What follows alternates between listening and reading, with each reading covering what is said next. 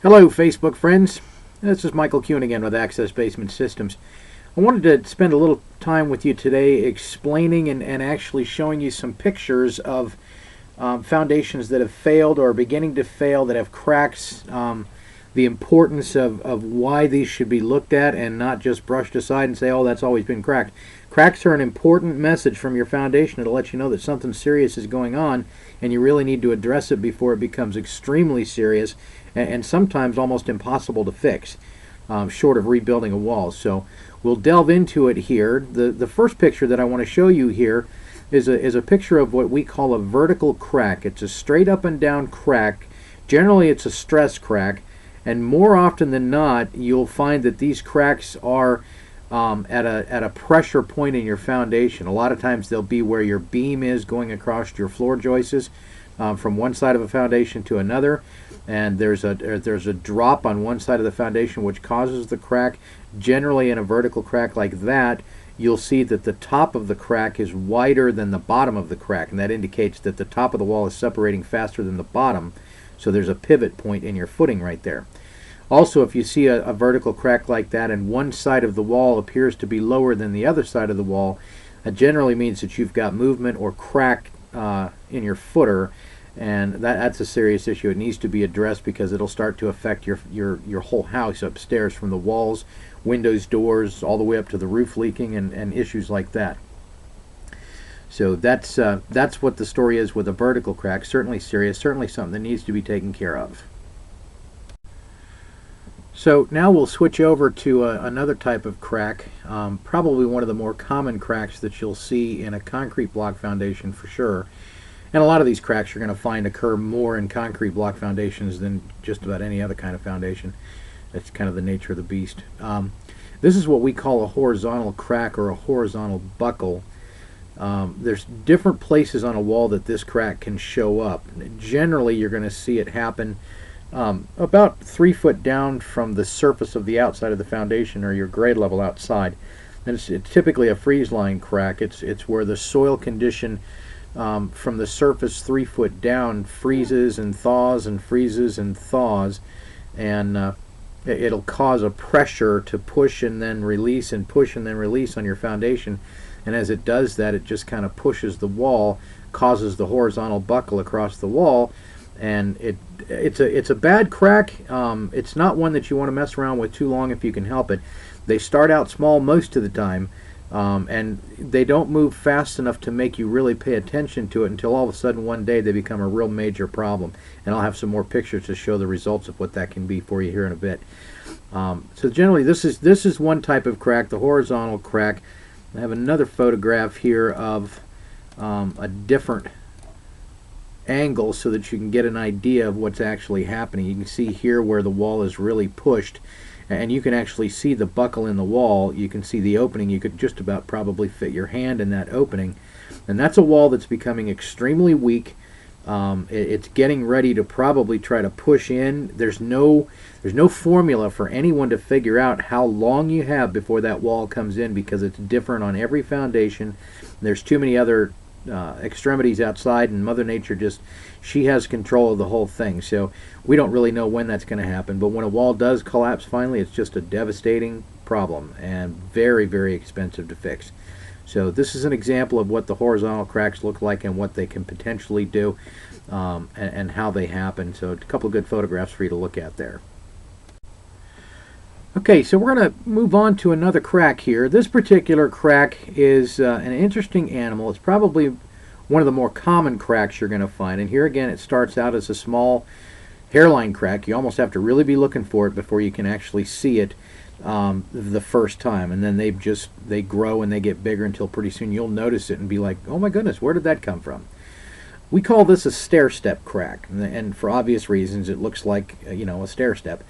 And these can be caused from many different types of problems. Mostly it's going to be undermining in your footing. It can be the result of a bulge in your wall, and it happens in the corner. Typically you're going to find these stair-step cracks are always occurring in the corner, 95% of the time. Sometimes you'll see them elsewhere, but that's usually because of a pressure point on the foundation from either the house or what have you. But the stair-step cracks are generally going to happen in a corner, and more often than not, there's going to be one on either side of the corner that both will go up to the center to make it look like a Christmas tree.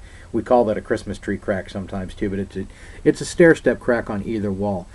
More often than not, a lot of times you're going to find that there is probably a cracked footing here. On one corner, or one, 3/4 of the way across the wall, or 3/4 of the way across the wall, the footer on the opposite wall. So there's a movement that's occurring there, and you'll find more often than not your corner has sunk, and that's what's making that crack happen. So your corner can't sink unless the footer has some kind of movement, and the footer can't have some kind of movement unless there's a crack in the footing. So these are important cracks to pay attention to, and know that something needs to be done fairly soon if you're going to save your foundation and ultimately save your house from having major problems with movement. A lot of times you'll also find here, let me find you another picture. Here's a crack that's really separated, and you can kind of see how the corner of the foundation is to the left of the photograph. You can't really see it here, but it's to the left, and you notice that that left portion of the crack of that portion of wall is sinking kind of down and to the left. That tells you that that corner is sinking, and that's an issue. All stair-step cracks will try to do this at some point or another. It could be 2 years, it could be 2 months, it could be 200 years. We don't really know any kind of formula to determine what's going to happen or how that crack is going to move. The point being that any crack that you have in your foundation, the longer you let that go without doing something to fix it, the more you're gambling with your foundation as well as the structure of your house. I mean, it's just your foundation's what holds everything up, so you got to really be paying attention to that kind of stuff. Here's another example. I'll give you a few more pictures of an example. Now this is a combination crack.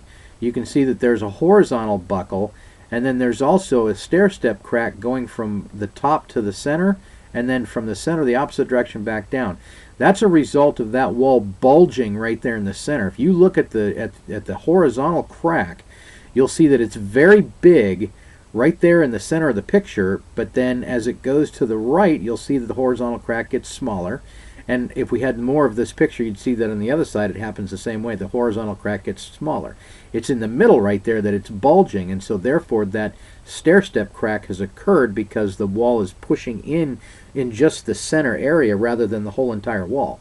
So another thing that can happen from a horizontal buckle. Here's another photograph to give you another example.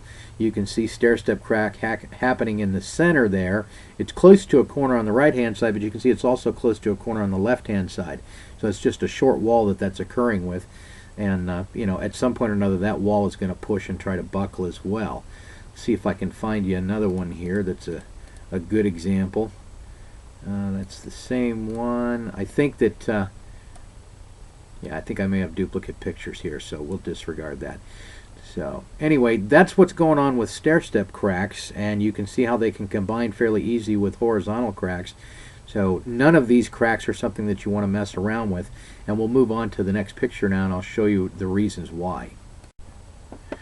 Now these pictures here that I'm going to show you are the ultimate demise of any of the types of cracks that we've talked about up to this point. From this photograph here, you can maybe or maybe not tell what's occurred. If you look over kind of 3/4 of the way across on the top, you can see a window that is a window in a basement. And you can see also that straight line right there that goes from left to right on the video, on the picture. That was actually a horizontal crack, or used to be a horizontal crack. Now what you're looking at is the top portion of that wall has stayed up on top, and the bottom portion of the wall has collapsed and come in, and all that you're looking at there are blocks and whatnot that came into the basement from the breaking wall, and then all of the mud and everything else that came in behind that. So a nasty, nasty situation to have to try to contend with. You don't ever want to let your basement go this far, and the thing to note here is that that's mud that came in. Mud means that there's a tremendous amount of water on the outside of this foundation, and it became too heavy for the foundation to be able to hold it back.